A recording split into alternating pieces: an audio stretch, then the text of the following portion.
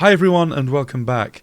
Appreciating that we had an awful lot of questions on the webinar that we've just run, and if you've not seen that, please check out Live Group's YouTube page where you can watch the full presentation in its entirety.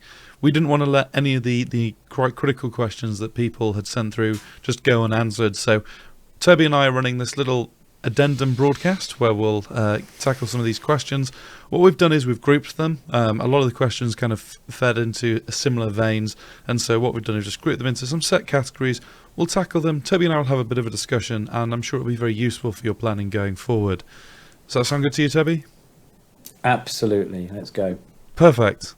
So we start in our first grouping category, which is technology. So a lot of ideas about sending equipment to speakers and moving from live events to digital events. I think perhaps the most pertinent question here is, what if people aren't very tech savvy? Well, I mean, that I guess counts for quite a few people out there who are either sitting at home and remote at the moment. I wouldn't underestimate your remote engagement audience, but what I would do is do what we do on a lot of events, which is put up a test page way in advance of your event, so people can log on and look at a test stream, make sure they can see and hear everything, and actually engage with some of the functionality on there up to a month perhaps before the actual virtual event. And I guess all I'd add to that is just be mindful of installations. Even if your audience are very, very tech savvy, that doesn't necessarily mean that they have the permissions to install software. When we built our platform, we ensured that we had everything HTML based so that you wouldn't need to install anything. You just click the link and off you go. And there are a lot of operators do work that way. There are some that require custom plugins, and obviously if you're thinking about things like Zoom Meeting and WebEx, a lot of them often require installations, which is great if you can do it, not so great if you can't. Question I'll tackle quickly is, do you send speakers the equipment to present effectively? We do.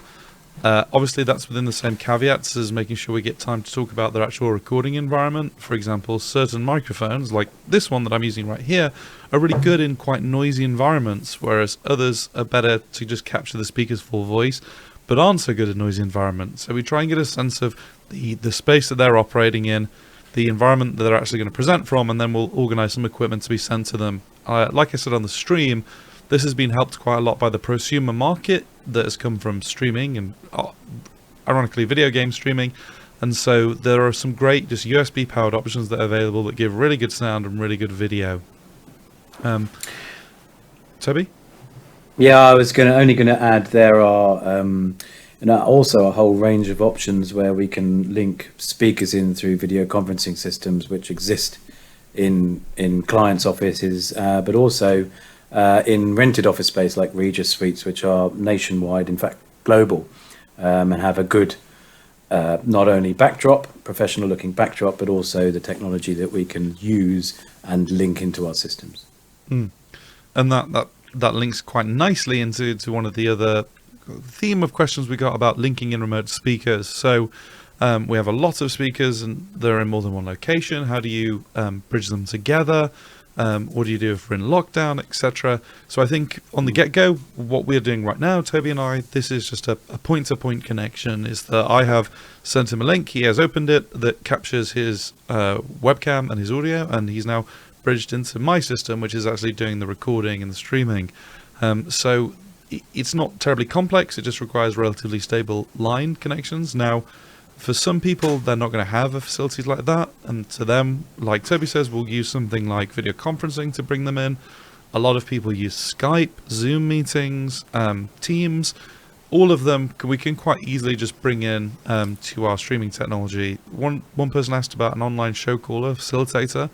There's actually sometimes two, because you want a technician in the background managing them all, kind of talking to them as they connect, making sure they can hear everything, making sure that we can see their audio and it's good quality. And then when they're ready, we're then bringing them into the live broadcast and making them hot. So that's kind of something that's going on in the background. At the same time, we have often a facilitator for the entire conference who's in communication with our technicians so that they can run things seamlessly. It depends on what you're trying to do, and it depends on how back-to-back you want your settings, but there are a great number of options available to you. And I guess the final corollary on that is about making sure that the remote speakers can see the action, so to speak. And really, that's on the basis of the technology. So if we have a speaker in America, say, I'm going to make sure that when they're receiving that when we're receiving their video and audio, that they're receiving back something that's useful. So here, for example, I can see Toby, he's connected into me, he can also see me, and I'm connected into him. We can have a conversation. The principle is the exact same if you're running a live event and you've got an audience. As long as you've got some sort of audio bridge, you can quite happily make sure that the speaker can interact in real time. Latency is not even that bad either. So Toby and I are running this at about 50 milliseconds latency, which is short enough that most people won't even hear it or notice it. But we have other low latency options if kind of a Skype call is giving too much noise. Yeah. Anything I would only, sorry, you go. I would only add there, Bruce, that as a, if you are bringing in a panel and a panel member is in maybe 3 or 4 or 5 different panel members from each place, our technology will allow them to see all the other panel members and also see the mix, so they can see when they're actually being mixed out to the internet, but also when they're not, in case they want to, itch something or I don't know. But we're not allowed to touch your face anymore. No, I know. So you're not seeing it, but it is important that you do see the other panel members, because it really does help with the conversation.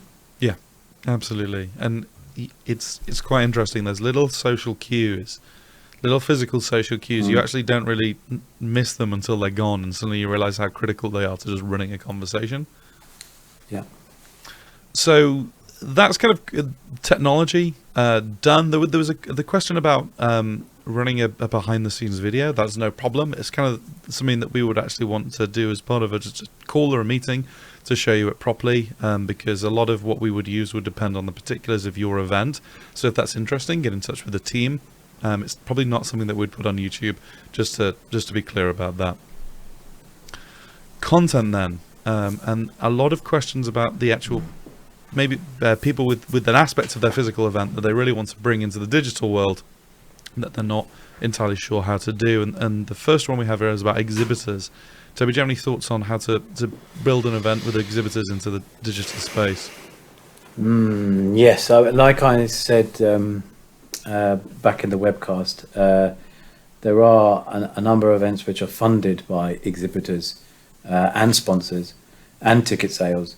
I think one of the simplest options, and it would be part of a wider digital twin, is to allow the exhibitors to have a unique page on the pre-registration website, and a page where they can upload videos and upload items that they would like to discuss with physical people coming to the event.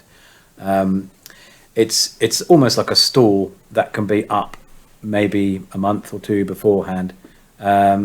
And if that part of the digital twin does have to be taken in, I guess that's when we can start looking at individual exhibitor broadcasts to wider people. So in a full digital twin event, you may have in some certain breaks or other parts of the day where you can actually have 1 to 10 or 1 to 50, let's call them fireside chats, where an exhibitor can actually engage with people who are genuinely interested in what they have to offer.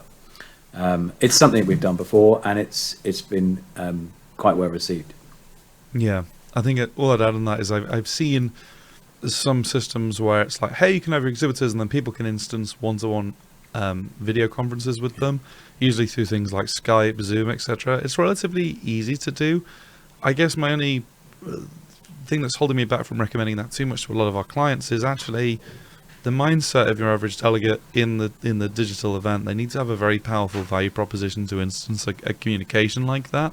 That might be quite a tricky thing for them to overcome. And obviously on the kind of logistics side for the exhibitor, are they going to have a team of people by laptops ready to take those calls? If not, then there's probably something better that we can do. A lot of the work we want to do with exhibitors is to boil down their actual value proposition so we can host it in a useful way on the website. And then the live interactions, as Toby says, are coming from parts that intertwine with the content. That actually links quite nicely to, well, what do you do in breaks? Well, breaks shouldn't be breaks. My view is that you should always have content that's available for people to watch. So whether it's those fireside chats filling those breaks, we have some great options there to actually make sure that exhibitors feel cared for. Networking. This is an absolutely massive one that a lot of people are asking about. It's something I talked in my little presentation, that it is the thing that's not entirely well suited to the digital space, but there are ways around that. I mean, Toby, you've talked a great deal about the idea of delegate profiling and using the event in advance. Do you see that as the future of networking here?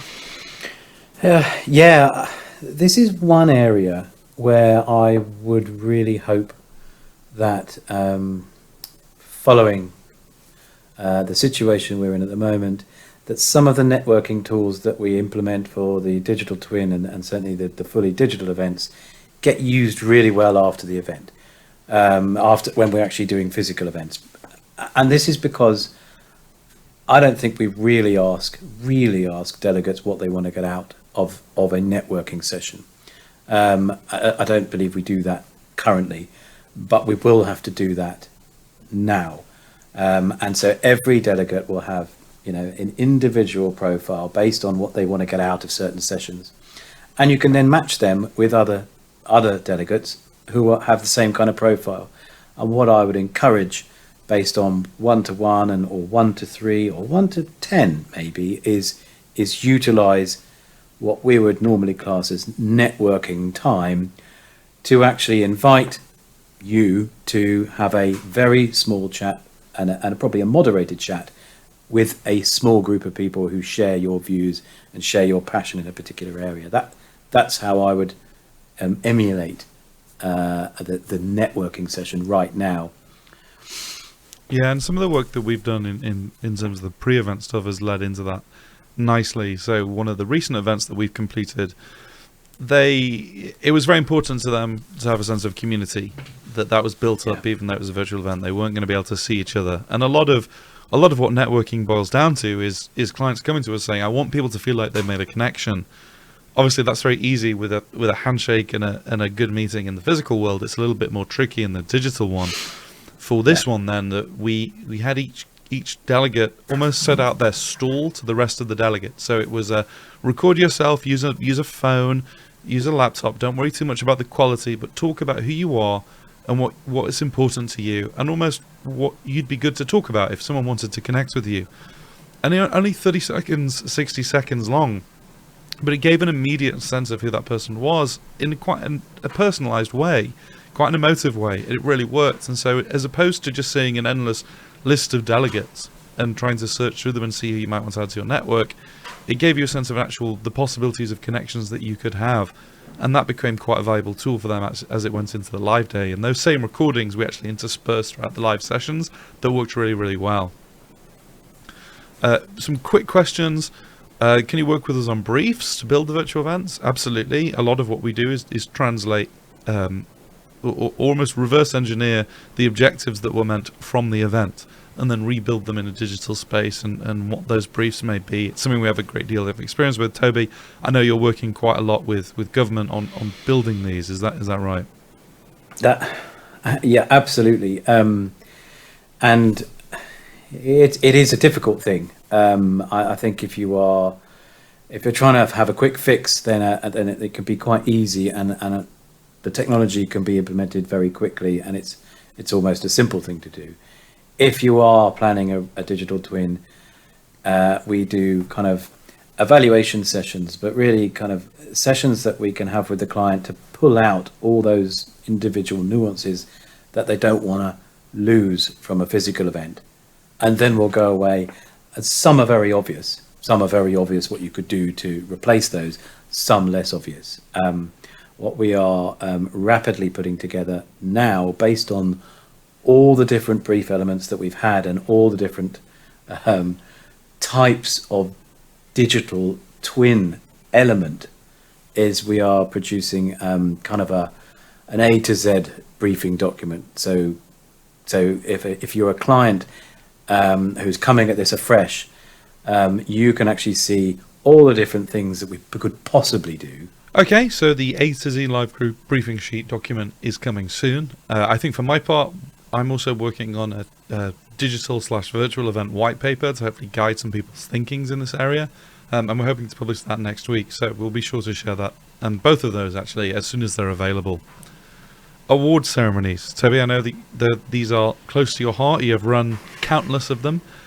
Question here is, how well would a digital platform work for an award ceremony for 500? Could it work? What do you think? Yeah, this is probably the most difficult question we've been asked today. And if we weren't in such uncertain times, I would probably counsel not to try and replicate an award ceremony in the digital world. Certainly not one where its main effort is to bring people together to celebrate success. However, there are ways of celebrating success, and if this is what you want to do, we have a number of case studies where we have worked with companies and certainly government departments in the past who haven't been able to bring people together, either through lack of funds or just very dispersed workforce. And what we've done is we have actually made an online portal where people have submitted proposals, and one company, I think it was called Lions Lair, because of copyright issues, obviously with the BBC. It was Lions Lair, and the senior team had asked the company to actually submit proposals for things that make your life better in the organisation. And there were about 25 different submissions, whether it's video or PDF, but actually a lot of people got involved. And then almost the entire company started watching, reading and commenting on those proposals that people actually put forward, and voted on their favourite one. And the people that actually won were a small team up in Doncaster, and they actually had their proposal funded to the tune of £20,000, and were given an award much later by the top 200 team. And then that was subsequently webcast to the rest of the organisation. Now, if you're talking about celebrating success, that I think was a very good way of looking at that differently. But if you've got something like the M&IT Awards, which I was at the other day, that is all about something else, and that's about getting people together. And that is something that we're going to have to think about very, very differently. And I hope we can consider something new and exciting in the future that attempts to replicate that. And this comes to this idea of objectives, not events. I have an award ceremony. Yes, you had an award ceremony, but what is it that you were trying to do? Were you trying to celebrate success? Were you trying to do other things? And how can we take those and forward and actually manage them into a new solution? A big part of this is how far along you are in the planning process as well, whether we can actually build some excitement over a period of time using videos, using pre-records, using winner snippets, anything that kind of brings more personality and intimacy to proceedings. Question about simultaneous translation. How can it be implemented for digital events from one language to another? The short answer is it's just as easy. Much like our streams have a quality setting of 180p all the way to 1080p, we can do multiple languages, and we're just taking the content source, we're spitting that out to a translator, we're capturing the audio from that translator, and then we're putting that out alongside it. So the most I've done is 5 simultaneous translations. More are possible, less are possible. One language is a lot easier, but anything can be done. There is also some really exciting stuff happening in the areas of machine learning translation. There are a number of companies that we're having quite in-depth discussions about, because the speech recognition and automatic text generation tools have got so good that I honestly can't tell whether it's a human at the other end or a robot. And so for those, it's cheaper, it's easier to implement. However, the key consideration for your audiences that don't speak English or don't speak your native language are that they have to get their understanding of the event through subtitles, which for some people isn't ideal. There are some text to voice engines, but they still sound a little imperfect. Planning, and it's something that would be helpful if we had Jess in for this. Unfortunately, she's busy at planning events, funnily enough. But how far in advance would you recommend starting planning, for example, a 2-day event with several sessions, including a plenary? Toby, do you have any thoughts on this? Yeah, I mean, the planning, I think we really need to look at digital events the same we look at events. It should take no less time to plan a digital event in the way that you should plan it than it should a traditional event. We are looking at all the aspects of what you wanted to do, but in a digital world. And so, I mean, any project manager out there would know exactly what goes into a traditional event and how long that takes. Start now, basically, is the answer. Yeah, we've turned around some incredibly tight things. Something that Jess talked about on the main webinar is that we're doing an event that only confirmed today that's happening on Wednesday next week, and it's quite a large one.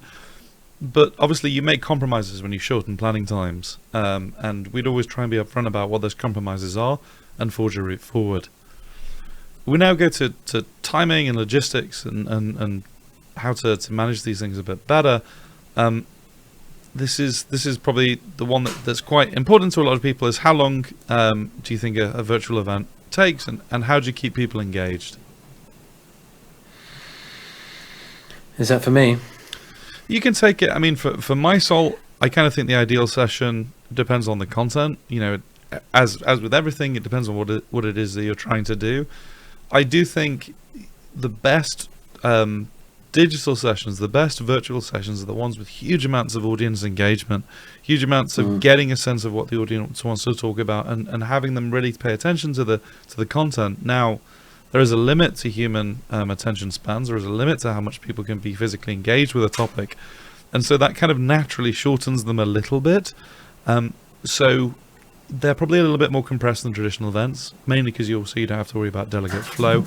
But in terms of how you can keep people engaged, you make sure you're always giving them a way to share their voice, or a way to engage with the event that isn't just watching the stream, whether that's through chat windows, whether that's through gamification, whether that's through other things happening on the site. There are lots of things that we can do, but also it's important that we draw attention back where it's needed at the correct points. What about you, Toby? And I think linking into that, it's important that we are able to consider one of the benefits of the digital world, which is the length of the event you could make. I would say anybody that's got your traditional event with 5 keynote speeches, a panel session, and a couple of breakouts, actually consider what you want people to watch live, and actually extend the amount of your event, extend the life cycle of your event, maybe a month before when you actually want to do the live stuff. Pre-record some parts of your keynote speeches then in a very slightly different way, because you want people to engage with that keynote speech prior to the event itself. And what you want to do is advise all your speakers to maybe give 70 to 80% of what they were going to say at the live event, but then save the 20% for feedback. So people have watched their video, they then fed back. And actually it gives the part where you're making a much shorter, more engaging session much better. Panel sessions are really quite special in the digital world, because I always find when you're at a live event, a panel session could be, you could actually go on for hours and hours and hours, and there's lots of questions from the floor.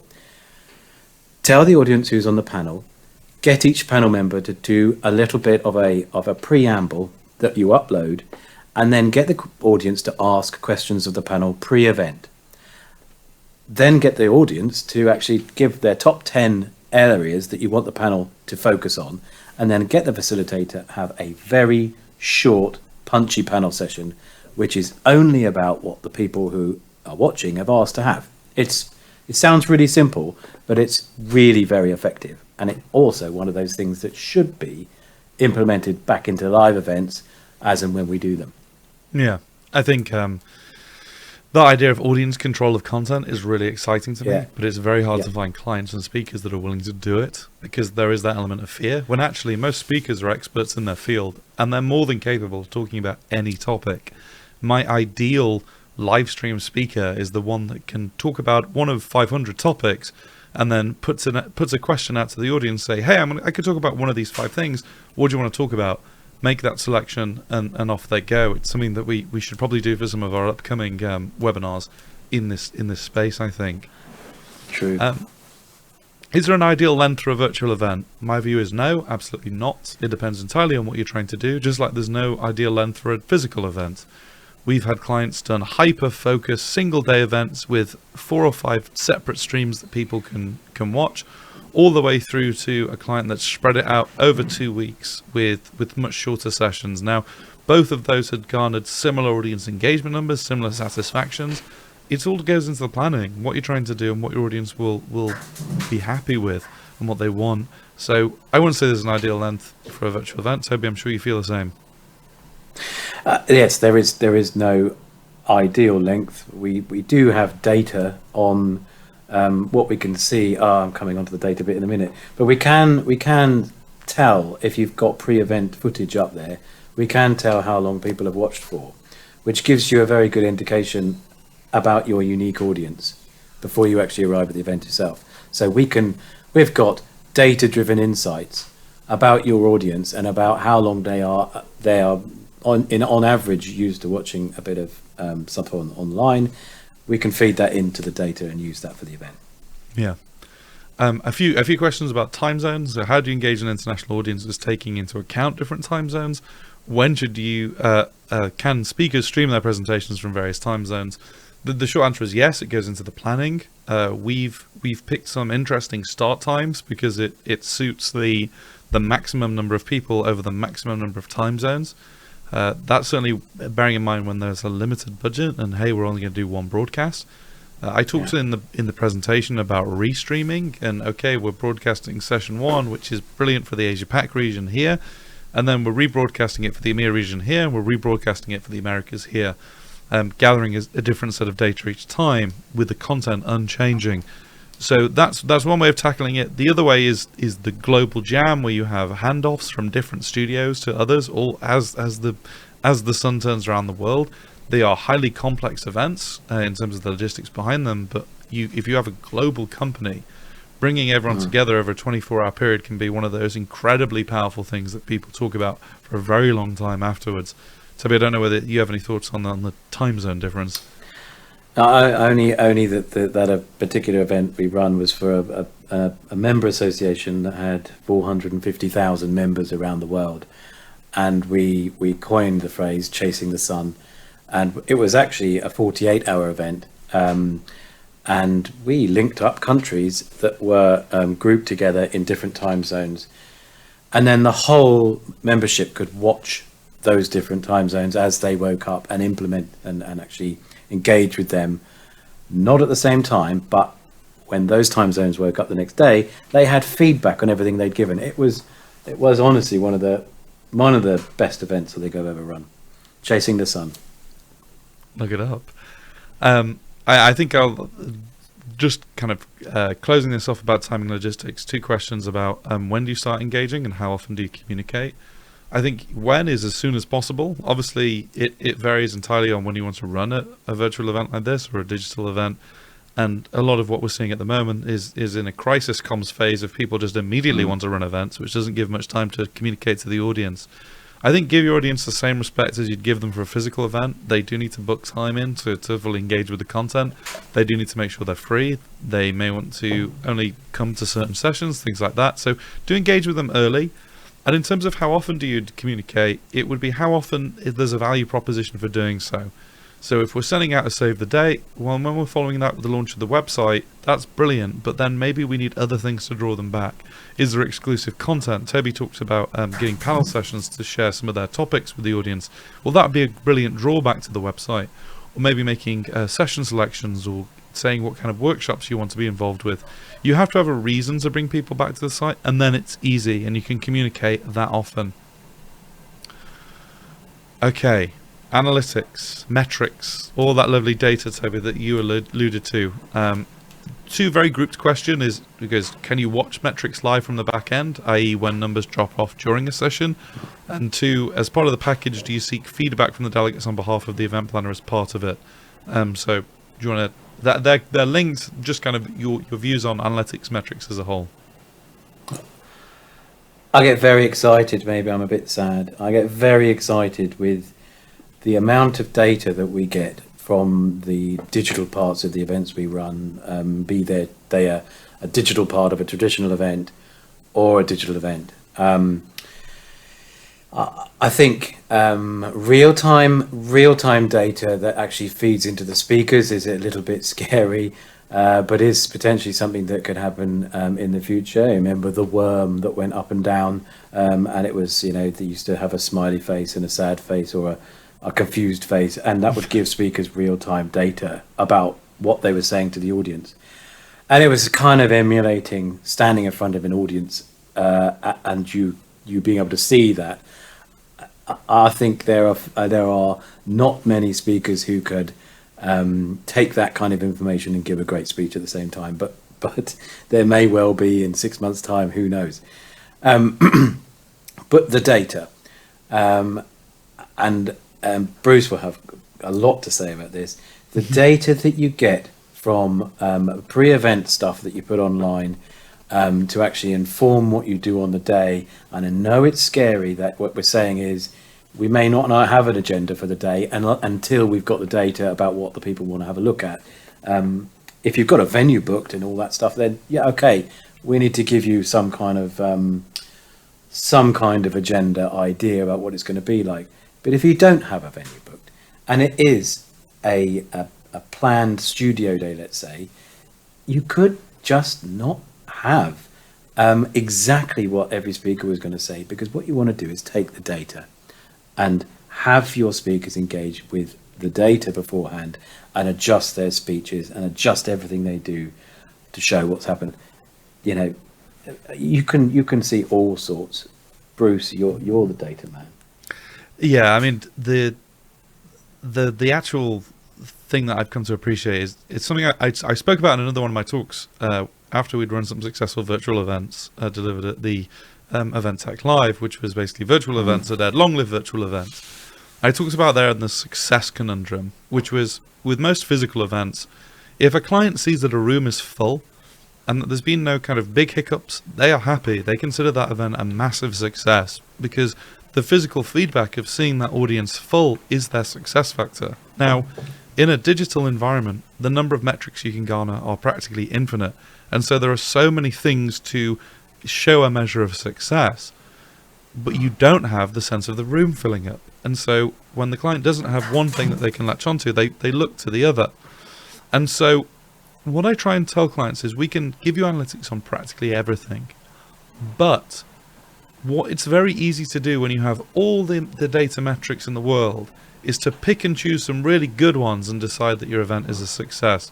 Whereas I want our clients to know that it's successful in its own merits. So what I'd say is in your planning phase, decide how you know you'd be doing a good job. What does good look like? How does your event look successful? And then decide on some metrics that would be used to identify that. And then focus in on those. Don't look at all the sparsity of data. Focus in on those. If networking is really important to you, the number of network connections made or the number of times delegate profiles have been viewed would be good ones. If it's the power of the content in the live sessions, the average time viewed is a really good one. Or how many people get involved with Q&As and things like that. So yes, the world is open to you. You can have everything. But having too much is just as dangerous as having nothing at all. So make sure you focus in on what success looks like for you and how we can measure it and how we can demonstrate it to you. It's very important. And so finally, data security. A few people asked about it. Obviously, it's very prescient at the moment, certainly in a post-GDPR world. Just about what we do with the data, how we treat it. Is our system secure, and how do you manage the fact that other people could be viewing it and things like that? Toby, I know I have a lot to say on this. Is there anything that you want to tackle from a security point of view? You're my security guard. Yes, it's all yours, Bruce. Perfect. I mean, I do help often as the data protection officer here within Live Group when necessary.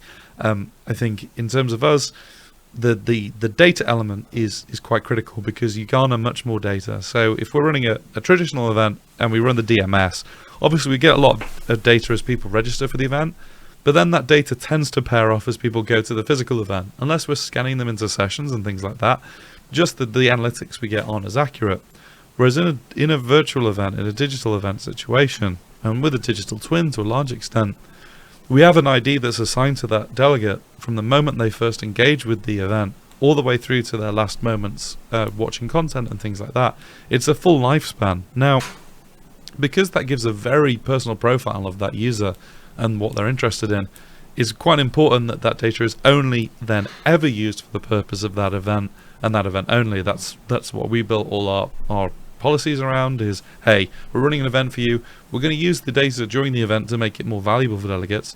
But then once they leave, well, then it's gone, it's destroyed. Unless you run subsequent events with us, in which case it's more useful for delegates to have omnipresent accounts. But data integrity is very important in that regard. Now, much like a traditional event, we can't stop people from recording the screen. If you've got someone at the audience kind of sat there with a mobile phone recording the stage set, it's quite tricky to stop. And it is much the same with virtual events. Obviously that comes into how you message it beforehand and how you gain access. I will say that we don't have a single access point. We run some events for our clients which are entirely open, broadcast on things like YouTube, all the way through to very hyper lockdown events which are only broadcast to certain IP addresses, especially important in financial markets and certain sectors. Those are all open to you. It's part of having a discussion to make sure that the right security measures are implemented. It's also about messaging it to your audience in advance about, hey, this is going to be a private event. It means don't do X, Y, and Z, and making sure that those behaviors are messaged in advance. So our live groups data policies are very open. Please examine them. I'm very proud of them because I know how robust they are.